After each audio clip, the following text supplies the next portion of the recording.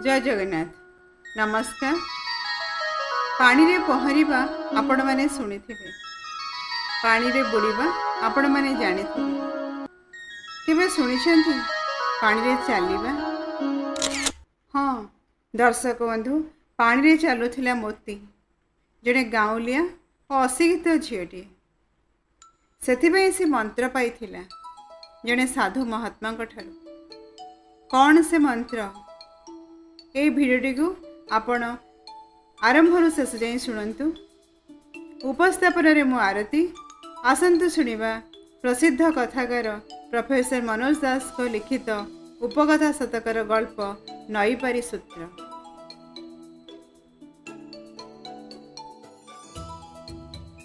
गल्प नईपारी सूत्र। प्रख्यात पंडित तांकर बहु गुणग्राही प्रशंसक सेमानक अंतर्भुक्त हेले जमीदार। नई एपारी रे पंडितंक बसा, सेपारे जमीदार बसा। गरीब गौड़ुणी मोती को जमीदार आदेश देइथांती से जेमिति सबुदिन लोटाए लेखाएं दूध जोगाई देव। मोती सकाळे दूध दुही डंगा जगे नईपारी हुए। पंडितंक बसारे दूध तक पैठ करी पुणी डंगा जगे लेउटी आसे। दिने दिने पंडिते स्वयं ताठू दूध ग्रहण करी निज पात्र ओजाड़ी ताको लोटा फेराई दियंती। मोती सेदिन पंडित को जुहार हबार सुजोग पाए। झड़ वर्षा हेले मोती ता कर्तव्यर त्रुटि करे नाही। से बिचारी केते कष्ट करुछि बोली केही केही सहानुभूति देखाइले से कहे, ये तो मोर भाग्य, केड़े बड़ लोकंक सेवा करुछि। मोती सतरे से विश्वास रे ता दायित्व निर्वाह करुथिला। पंडिते थिले सुवक्ता। जेतेबेले से ओजस्विनी भाषा रे ब्रह्म, ब्रह्मांड और ब्रह्मज्ञान इत्यादि संपर्क में भाषण देउथिले, सेतेबेले श्रोतामंडली पछरे मोती मध्य ठिया होई शुणुथिला।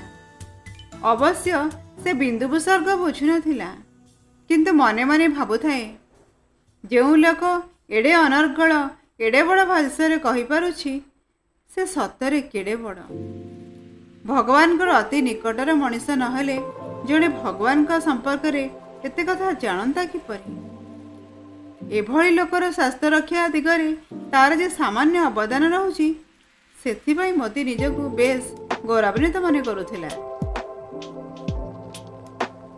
जमीदार ता दूधर मूल्य और पारिश्रमिक देवाक भूली जाती, तेबे भी से कर्तव्य रे हेला करिवो नाही बोली सिद्धांत करिथाए। दिने दूध ग्रहण कला बेले पंडित कहिले, अरे झियो, तू मात्र मासक पई दूध आ घड़िया आगुरु अंधार थाउ थाउ आनी पाई दे पारिबु? कथा कण कि मोर गोटे व्रत पालिबार अछि, सेथिपाई दूध टिके सहज लोड़ा। हौ आज्ञा कहिले मोती। किंतु परदिन से दूध धरी आसी पहुँचे बेलू अंधार तुटिगलानी। मते क्षमा करंतु, मु अंधार थाउ थाउ आसी नईकूल हाजर हेली। नाउरी की भी कही रखी कि बड़ भोरू मु नई पारी हेबा दरकार, किंतु से आसिला डेरी करी। बन्या आसीची बोली अंधार रे नाव चलाइबा अनुचित बोली से कहिला। कैफत देला मोती। नाउरी बिना नईपारी होई पारिलु नहीं। भक्त माने जे कहती विष्णु नाम भजी मनीष भवसागर भी पारी होई जाए। हालुका थटालिया भाव में कहीदेले पंडिते। ए गभीर भक्ति तत्व गौड़ुणी बा काहू बुझिब? मते से कथा जणा नथिला आज्ञा। मते गुणुगुणु करी ग्लानि भरा कंठरे कहिला, अरे तू जानतु केमिति? सेटा तो गहन गोपन कथा। हसी हसी रसबोधरे आप्यायित पंडित यह कहू कहू दूधतक ओजाड़ी नई मोती की ता लोटाटा फेराई देले।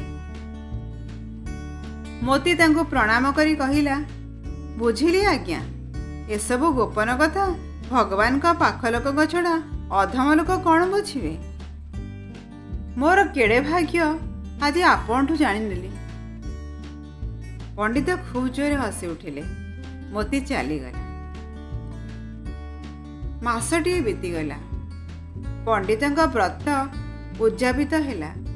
ପଣ୍ଡିତ ମୋତିକୁ କହିଲେ, ଆରେ ଝିଅ, ଏଣିକି ଆଉ ଏତେ କଷ୍ଟ କରି ଅନ୍ଧାର ଥାଉ ଥାଉ ଆସିବା ଦରକାର ନାହିଁ। ମୁଁ ବହୁତ ଖୁସି। ତୁ ମୋତେ ବହୁତ ଉପକାର କଲୁ। ମୋ ସୌଭାଗ୍ୟ ଆଜ୍ଞା। ଆଉ ସେ ନାଉରୀକି ବି ମୋ ଆଶୀର୍ବାଦ ଦେବୁ। ସିଏ ମୋ ପାଇଁ ସବୁଦିନ ସହଳ ଉଠୁଥିଲା ବୋଲି ତ? ପଣ୍ଡିତ କହିଲେ। ନା ଆଜ୍ଞା, ମୁଁ ତାକୁ ହଇରାଣ କଲି ନାହିଁ। ସେଡ଼େ ଶୀଘ୍ର ଆସିବା ତା ପାଇଁ ସହଜ ହୋଇନଥାନ୍ତା। ମୋତି କହିଲା। ତାହେଲେ ତୋ ପାଇଁ ନାଉରୀ କାମ କରୁଥିଲା କିଏ? ନାଉରୀ କାହିଁକି ଲୋଡ଼ା ହୁଅନ୍ତା ଆଜ୍ଞା? ତେବେ ନଈପାରି ହେଉଥାଉ କେମିତି? ହେ ଭଗବାନ, ଆପଣ ଏତେ ପୋଥି ପୁରାଣ ମନେ ରଖିପାରନ୍ତି, ଅଥଚ ମୋତେ ନଈପାରି ହେବାର ଗୋପନ ରହସ୍ୟଟି କହିଦେଇଥିଲେ ବୋଲି ଭୁଲିଗଲେଣି।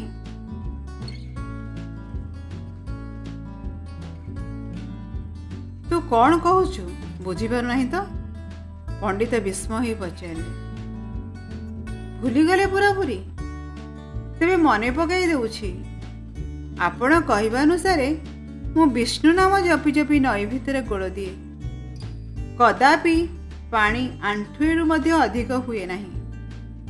ଏପରିକି ଯେଉଁଦିନ ଗୋଟିଏ ବଡ଼ ଡଙ୍ଗା ବୁଡ଼ିଗଲା, ବହୁ କଷ୍ଟରେ ଲୋକ ଉଦ୍ଧାର ହେଲେ, ସେଦିନ ବି ମୁଁ ତହିଁ ଆଗରୁ ଆଣ୍ଠୁଏ ପାଣିରେ ଚାଲି ଆସିଥିଲି ଓ ଫେରି ଯାଇଥିଲି। କାବା ହୋଇ କିଛି ସମୟ ଅନାଇ ରହି ପଣ୍ଡିତ ପଚାରିଲେ, ମୋତି, ତୁ କହୁଛୁ କ'ଣ? ଆପଣଙ୍କର ମନେ ପଡ଼ିଲାଟି? କହି ମୋତି ରାସ୍ତାରୁ ବାହାରିଗଲା। କୁହୁଡ଼ି ଭରା ଉଷା। ଗୌଡ଼ିଣୀ ତାଙ୍କୁ ଥଟ୍ଟା କଲା। ପଣ୍ଡିତେ ଚୁପି ଚୁପି ତାକୁ ଅନୁସରଣ କଲେ। ନଈକୂଳରେ ପହଞ୍ଚି ମୋତି ଲୋଟା ତଳେ ଥୋଇ କରଜୋଡ଼ି ମୁଣ୍ଡରେ ଲଗାଇଲା। ନଈ ପାଣି ମୁଣ୍ଡରେ ଛିଞ୍ଚିଲା। ତାପରେ ପାତ୍ରଟି ଉଠାଇ ନେଇ ନଈରେ ପଶିଲା। ପଣ୍ଡିତେ ବଲ ବଲ ହୋଇ ଅନାଇଥାନ୍ତି। କୁହୁଡ଼ି ଭିତରେ ସେ ଅଦୃଶ୍ୟ ହୋଇଗଲା। ମୂର୍ଚ୍ଛା ଯାଉ ଯାଉ ପଣ୍ଡିତେ କୌଣସି ମତେ ରହିଗଲେ। କିନ୍ତୁ ସେ ସେଇଠି ବସି ପଡ଼ିଲେ। ଅନେକ ବେଳ ଯାଏ ଉଠି ପାରିଲେ ନାହିଁ। ଜୟ ଜଗନ୍ନାଥ। ଗପଟି ଯଦି ଭଲ ଲାଗିଥିବ ଲାଇକ୍, ସେୟାର, କମେଣ୍ଟ କରିବେ।